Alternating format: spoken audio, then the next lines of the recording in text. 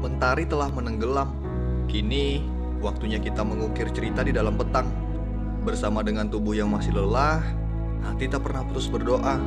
Semoga saja tidak ada hujan badai yang datang. Seperti kisah pendakian saya pada masa silam. Makan guys, makan.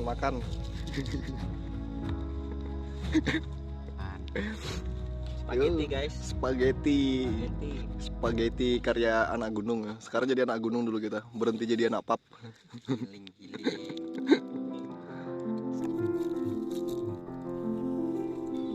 Setelah selesai masak-masak, menikmati perbekalan yang seala kadarnya, kami bertiga pun bersantai ria di depan perapian, melepas lelah di bawah gemerlapnya bintang malam, dan saling bertukar cerita di dalam dekapan sang kabut, ditemani jagung bakar, kopi hangat, juga iringan canda tawa yang selalu memecah hening dan hawa dingin. Sungguh brother, kami begitu menikmati cerita ini. Banyak hal-hal sederhana yang sungguh mahal harganya dan susah dijumpai ketika kami lagi menjalani kehidupan di kota. Oh nih, Dinikmati aja. nggak sama kayak yang tadi kata-katanya. Coba diangkat dulu. Bersama di indahnya malam. Oh, indahnya malam. Seruputnya mana di seruputnya? Seruput dulu lah. Seruput. Maaf. Itu boy. Detik waktu terus berjalan maju. Tidak terasa, malam kian meninggi. Kami larut dalam cerita malam. Api unggun pun mulai padam, pertanda waktunya istirahat. Karena kami harus menyisihkan tenaga untuk hari esok. Tapi, baru saja beberapa menit masuk tenda, denguran si Andre ketika tidur membuat Nanda lelah menahan tawa. Dan akhirnya semua gagal tidur. Jam pun sudah menunjukkan pukul 4 subuh. Asem, lagi-lagi gagal istirahat. Karena sudah jam 4 subuh, ya sudahlah, perapian kembali kami nyalakan lagi untuk menghangatkan tubuh yang sedari tadi kedinginan diselimuti oleh kabut. Di tengah api yang berkobar, tidak lupa kami langsung memasak air untuk membuat kopi hangat. Namun, tiba-tiba saja terdengar suara teriakan beberapa orang dari kejauhan.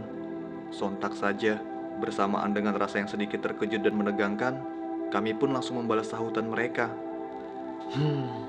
Hati kami jadi penasaran. Mereka siapa ya? Jarak pandang yang masih terbatas oleh kabut membuat mata kami samar melihat mereka yang ada di kejauhan sana.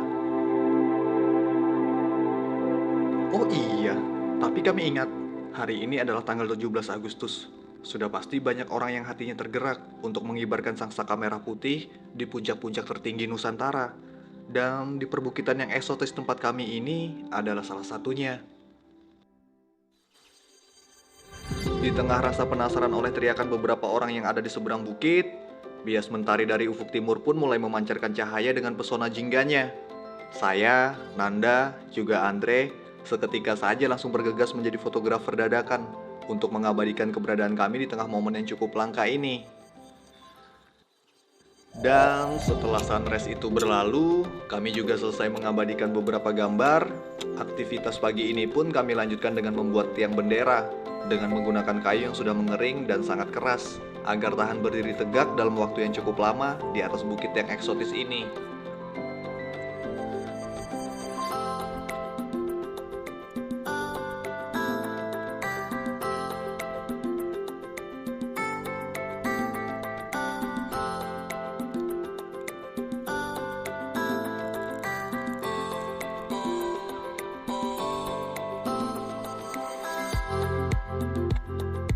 Nah, ketika beberapa kegiatan kecil kami telah usai, dan untuk membuang rasa penasaran pada subuh tadi, saya akhirnya bergegas menghampiri mereka yang ada di seberang bukit sana, mencoba untuk bersilaturahmi.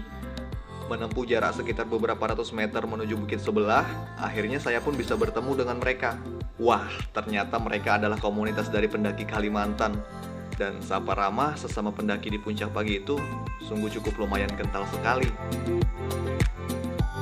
Satu hal yang selalu berkesan dalam perjalanan ketika kita mendaki gunung adalah bisa bertemu dengan sesama para penggiat alam. Dan tempat-tempat seperti ini sering menjadikan manusia bisa lebih terbuka untuk saling bertegur sapa, saling peduli, tanpa harus melihat apa yang melatar belakangi kehidupan kita saat di kota. Cukup beruntung, hari itu bisa bertemu dengan mereka. Saya pun bisa jadi punya kenalan baru lagi. Ada Bang Chandra, ada Bang Firman, si petualang mingguan, dan kawan-kawan lainnya. Sesaat bersilaturahmi dan sedikit bertukar cerita pada teman-teman dari komunitas pendaki Kalimantan, saya pun kembali bergegas menuju tenda lagi, menghampiri kawan saya, Andre dan Sinanda. Tidak terasa, waktu terus berjalan maju. Sang mentari pun mulai meninggi. Maka pertanda waktunya kami untuk turun dari bukit ini. Dan kami kembali menyimpun perkemahan, membersihkan sampah-sampah dari bekas perbekalan kami untuk dibawa turun ke bawah dan dibuang pada tempatnya. Memadamkan sisa bara api dengan air yang sudah kami persiapkan sedari awal kami muncak, agar tidak terjadi kebakaran. Biar lembab.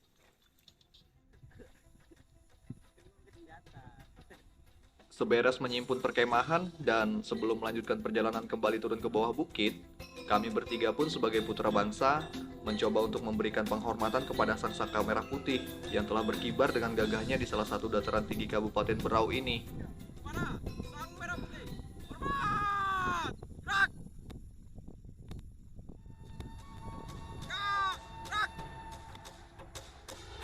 Terima kasih para pahlawan-pahlawan kami yang telah berjuang dengan seluruh tumpah darah untuk negeri ini sehingga menjadi merdeka.